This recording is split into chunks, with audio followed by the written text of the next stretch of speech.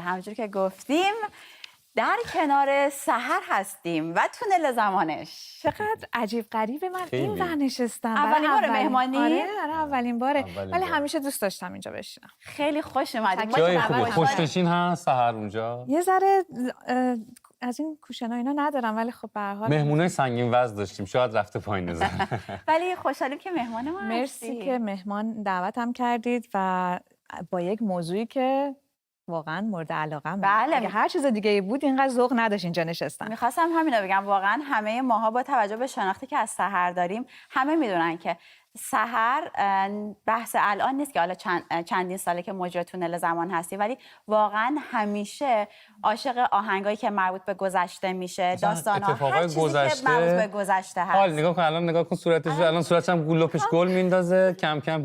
دفتر داره، میدونم تقویم داره، اصلا چیزایی که مال گذشته است و اصلا یک خواننده‌هایی رو میشناسه یا بازیگرانی که مال گذشته هستن خیلی هاشون من نمیشناختم، ولی خب سحر همه رو دونه بدونه میشناسه. همین رو میخوام داستانش رو بگم که چجوری وقتی میگن دریم جاب یا اون واقعا شغلی که از ته دل دوست داری برای منه، به خاطر اینکه من از همون زمانی که خب تینیجر بودم همه یک سبک و سیاق دیگه‌ای آهنگ گوش میکردن یا علاقه داشتن، من همیشه میرفتم سراغ مجله های قدیمی، آهنگ های قدیمی، یعنی هر چیزی که مامانم داشت الان سریشو آوردم.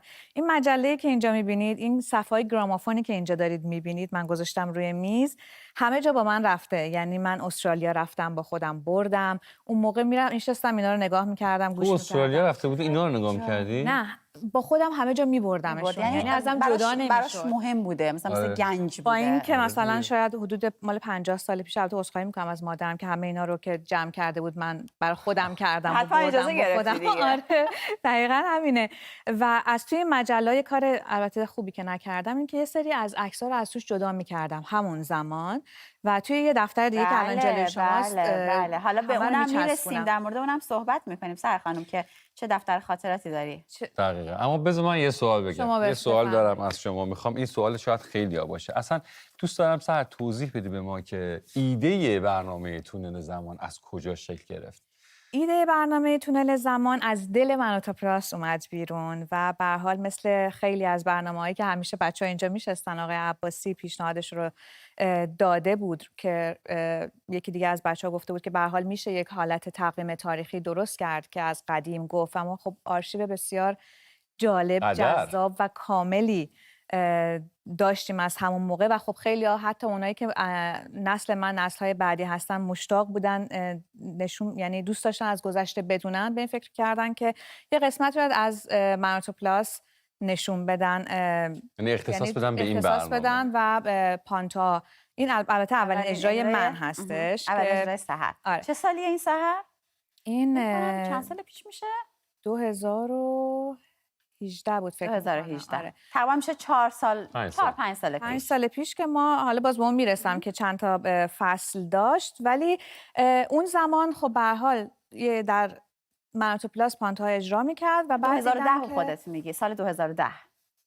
سال 2010 یعنی اولین باری که تونل زمان توی منوتوپلاس اومد، ولی در سال 2013 یعنی دقیقاً 10 سال بیشتر از 10 سال پیش مستقل شد این برنامه و آقای کوروش عباسی تهیه کنندگی این تونل زمان رو به عهده گرفتن. و چه تهیه کننده ای از الان، یعنی من اگر بگم ایشون رو که میبینید تهیه کننده قدر تونل زمان هستن و فکر میکنم تیمی که ما داشتیم به همراه یلدای عزیز، چون آقای عباسی کوروش جان بسیار بسیار دقیقاً توی هر کدوم از اسکریپت هایی که ما به هر حال می نوشتیم راجع به تونل زمان همه رو دقیق میدونستن، دقیقاً خودشون تقویم تاریخ بودن، میدونستن که در کدوم زمان قرار هستش که یک مراسمی باشه. حالا مثلا میگم 3 هفته دیگه، حتی 2 ماه دیگه در چنین روزی مثلا سالگرد درگذشت هاید است.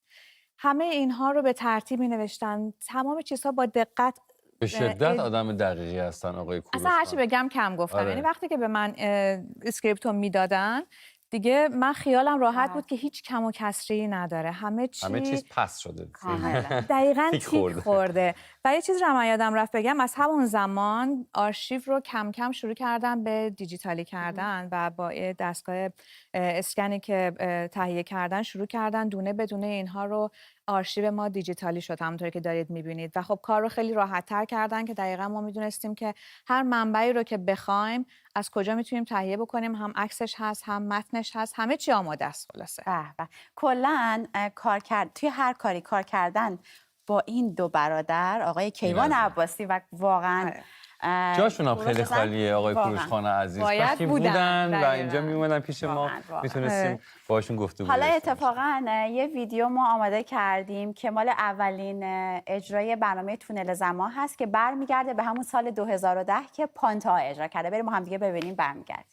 در این بخش یه قسمت تازه به منوتو پلاس اضافه شده. پانتا اومده به برنامه منوتو پلاس که یک سری خبر برامون بخونه، نه خبرایی که دیروز پیروز امروز اتفاق افتاده، نه خبرایی که برمیگرده به دهه‌ها پیش و شاید هم بیشتر. حالا خودش بیشتر برامون توضیح میده. فانتا جون خیلی خوش اومدید. خوش اومدید. مرسی امید، مرسی مرجان. آره میخوام ببرمتون به تونل زمان. میخوایم بریم به 30 40 50 سال پیش و ببینیم که در اون موقع چه اتفاقات فرهنگی و اجتماعی و هنری توی جامعه ما میافتاده. سیار علی. من خودم ندیده بودم این قسمت. اینو ندیده بودی؟ اون موقع فکر کنم خودت ایران بودی. ایران بودم، نگاه می‌کردم ولی اولیش رو ندیده بودم. اولین قسمت رو از دست دادیم. ما گفتیم چون از دست دادی بعد پخش کنیم که چطوری شروع شد. واقعا یادش خیلی خوبه. اما سحر به ما بگو که از وقتی که خودت اضافه شدی به این تیم و به این برنامه چه بخشای اضافه شد به برنامه؟ خیلی بخشا اضافه شد به خاطر اینکه از اون حالتی که البته از اون زمان بگم، از اون حالتی که از منوتو پلاس اومد بیرون یه مقدار خب وسعت پیدا کرد، ویدیوها بیشتر شد، سفرهای استانی شاه رو داشتیم، سفرهای خارجیشون رو داشتیم. بخش ایرانی هفته زمانی که من بودم اضافه شد که از ایرانیان موفقی که به هر نحوی کاری کرده بودن و خدمتی کرده بودن ازشون صحبت می‌کردیم و یک قسمت خیلی مهم داشتونم عکس‌های مردم بود. به خاطر اینکه عکس‌های قدیمشون رو می‌فرستادم و کم کم انقدر این حجم عکس‌ها زیاد شد و من خودم خیلی میگرفتم که چرا عکس‌ها رو نشون نمیدید. به هر حال محبتشون بود، دوست داشتن که عکس‌ها رو بیارن بذاریم براشون و دوباره باز از بازخورد همون عکس‌ها خیلی تماس می‌گرفتن یا برام ایمیل میدادن که ما خودمون رو دیدیم توی اون عکس‌ها. اون خیلی برای من جذاب بود، برای اینکه هم یادآوری برای خاطرات اونا بود، همون حس خوب به من میداد که به هر حال ما یک خاطره‌ای رو نشون دادیم که شاید انتظارش رو نداشتن. به چه بخش جالب. خیلی هم جالب بود اون بخش اتفاقا که عکس‌ها رو پخش کردن. آگهی‌ها هم بود، آگهی‌ها هم اضافه شد که البته ما توی ویژه برنامه هم داریم، قرار هست که نشون بدیم. آگهی‌هایی که اون زمان تو تلویزیون پخش می‌شد، مثلا ریکا نمی‌دونم یا مثلا آدامس خروس نشان. نه؟ دقیقاً. سس مهراب داریم، آره پاک، بعد یخچال آزمایش، لوازم خونگی‌ها خیلی بود و همه شاد، یعنی با رقص، با غیر، با خنده، با شادی، چیزی که ما بعدش ندیدیم اصلا. سحر به خاطر خب کاری که کردی برای برنامه تونل زمان انگار همیشه توی اون زمان زندگی می‌کردی دیگه. هنوزم زندگی می‌کنی. قبل از اینکه من در مورد ویژه برنامه تونل زمان بگم، این دفتری که من گفتم بعداً بهش میرسیم، این دفتر سحر پر عکسای پرخاطره است. بعد اینجوری عکس‌ها رو جدا می‌کرده و خیلی جالبه که صفحه دوم این دفترچه که برمیگرده به سالهای پیش، عکس آقای منوچهر وثوقه و چقدر برای من حس خوبی داشت، روحشون شاد، به خاطر اینکه این یکی از عکسایی بود که واقعا من دوست داشتم، شخصیتشون رو دوست داشتم. عکس قدیم توی مجله بوده. آره ولی هیچ وقت فکر نمی‌کردی فکر اون مال چند سال پیشه اینجا ببینیشون، اینجا ببینمشون، باشون صحبت و کلی عکسای دیگه. هایده عزیز، من هستی. این دفتر رو من می‌خوام از سحر بخرم. این دفتر یه چیزی هم داره، عکس اندیو داره فکر می‌کنم. داره، اینم نشون داد. اندی عزیزم امضا کرده بود برای تو همین. خوب یادته. آره اونم اصلا زری خوشکام. خیلی خلاصه اینکه سرخانه دفتر که من ازت میخرم. حالا در مورد ویژه برنامه میخوام بگم که خب میدونم یک ویژه برنامه سر آماده کردی برای آخرین قسمت تونل زمان و ضبط این قسمت خیلی سخت بود چون من اونجا بودم. حالا بریم بخشاشو ببینیم، برمیگردیم بیشتر خود سر برامون در این مورد توضیح میده.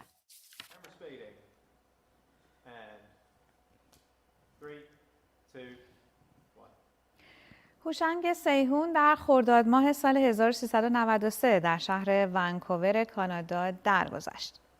خب دوستان، به آخر برنامه امروز رسیدیم، شاید آخرین ایستگاه خب دوستان، به برنامه امروز رو هم با مجموعه‌ای از این عکس‌ها در طول سال‌های سال به پایان می‌بریم. می‌گویند گذشته باید چراغ راه آینده باشد، به امید اینکه روزگار خوشی رو براتون آرزو می‌کنم. بدرود. این یه قسمتی بود تازه از این چند باری که ما گرفتیم برنامه رو، به خاطر اینکه خیلی قسمتاشو نذاشتم. در نهایت چون نمیتونستم من این قسمت رو بگم، از ندا کمک گرفتم. زنگ بزنید بیاد به من انرژی بده. ببین من بگم آره. من داشتم آماده شدم برای من تو پلاس، دیدم یلا به من تماس گرفت که یه دقیقه بیا تو استودیو. رفتم تو استودیو، دیدم خدایا سحر داره گریه میکنه، هر چی میخواست لینکشو بگه گریه میکرد. گفتن سحر گفته اگه ندا بیاد به من انرژی بده، منو بخندونه. منم کاری کردم. هیچی. من بعد از اون خنده اومدم اینجا قش قش داشت بعد می‌خندید. دیگه نه واقعا، یعنی سعی کردم. خب 100% اون شرایط، اون که تو اون لحظه تو میدونی این آخرین قسمت از برنامه‌ته، خب خیلی سخته. خیلی سخت. ولی من خودم هم با اینکه میدیدم سحر و احساساتی میشدم، سعی کردم بهش یه انرژی مثبتی بدم، یه لبخند رو لبش بیارم. برخورد جدی باش کردم. ولی آره، اگه برخورد جدی نمی‌کرد من رفته بودم. بخاطر اینکه حالا باید ببینید برنامه